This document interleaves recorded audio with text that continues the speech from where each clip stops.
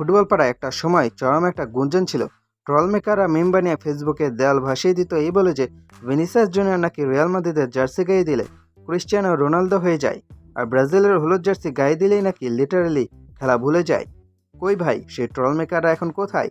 তারা এখন কোন গর্তে লুকিয়ে আছে? কারণ আমাদের ব্ল্যাক ডায়মন্ড ভিনিসিয়াস জুনিয়র এখন ব্রাজিলের জার্সি গায়ে একটু একটু করে নিজের ভেতরে থাকা সব জটলা জড়িয়ে ছাড়িয়ে পুরোদস্তর এক দানব হয়ে উঠেছেন।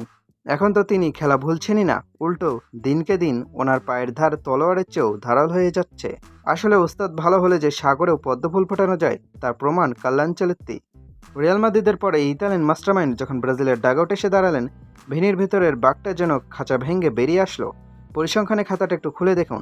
এই আঞ্চলিকের যুগে মাত্র 9টি ম্যাচে ভিনিসিয়াস জুনিয়রের গোল ও অ্যাসিস্টের অনুপাত কত জানেন? ডিরেক্ট 6, 3টি গোল আর 3টি অ্যাসিস্ট। ইতালীয় কোচ জাতীয় দলে দায়িত্ব নেওয়ার পর থেকে সেলেসাওদের হয়ে গোল সবচেয়ে বেশি অবদান রাখা খেলোয়াড়টির নামই হলো ভিনিসিয়াস জুনিয়র।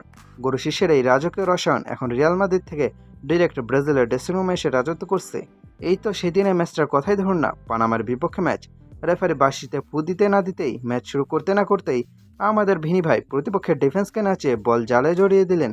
জাস্ট ম্যাচের 2টা মিনিটের মাথায় গোল। আর এই গোলের মাধ্যমে ব্রাজিল জাতীয় দলের হয়ে নিজের নবম গোলটি করে ফেললেন ভিনি জুনিয়র। হ্যাঁ, 49 ম্যাচে 9 গোল। পরিসংখ্যানটা হয়তো ওনার নামের পাশে এখনো পুরোপুরি সুবিচার করছে না, কিন্তু বস কাল্লাঞ্চলেত্তির অধীনে ভিনি যেভাবে ধীরে ধীরে সেলেসাওয়ের জার্সিতে নিজের প্রভাব আর দাপট বাড়িয়ে চালাচ্ছেন, তাতে সামনে যে বোলার আর ডিফেন্ডারদের কপালে শনিদশা আছে তা নিশ্চিত। সামনে তো ফুটবল বিশ্বকাপ। ব্রাজিল জাতীয় দল এবার বিশ্বকাপে কতটুকু সফল হবে তা জ্যোতিষী না বলে নিশ্চিত করা বলা কঠিন। তবে এটুকু হলপ করে বলা যায়, ভিনিসিয়াস জুনিয়র এবার বিশ্বমঞ্চে এমন চমক দেখাবেন যে দুনিয়ার বড় বড় জায়ান্টদের কোমর ভেঙে যাবে। কিন্তু এখানে একটা ছোট কন্ডিশন বা শর্ত আছে। ওস্তাদ আনচেলত্তি যদি ব্রাজিলের মাঝমাঠ বা মিডফিল্ড আর দুই পাশের ফুলব্যাক পজিশনটা ঠিকঠাক জোরে তালি দিয়ে জমিয়ে রাখতে পারেন, তবেই কেল্লা ফতে। মিডফিল্ড আর ডিফেন্স যদি ঠিক থাকে, তবে এই বিশ্বকাপে ব্রাজিল দেখাবে তাদের সেই চিরচেনা আদিম আর ভয়ঙ্কর রূপ, যে রূপ দিয়ে তারা একসময় নিজেদের জার্সিতে 5-5টা স্টার লাগিয়েছিল। আর এবার তো হেক্সা বা 6 স্টার লাগানো মিশন। রাজকীয় দল সেলেসাওদের স্বপ্নসারথী খেলোয়াড়, কোচিং স্টাফ আর দুনিয়া জুড়ে ছড়িয়ে থাকা কোটি কোটি ব্রাজিল সমর্থকদের জন্য রইল এক বুক শুভকামনা। তো ফুটবল প্রেমী বন্ধুরা, আঞ্চলিকের অধীনে ভিনের এই বিধ্বংসী রূপ দেখে আপনাদের কি মনে হচ্ছে?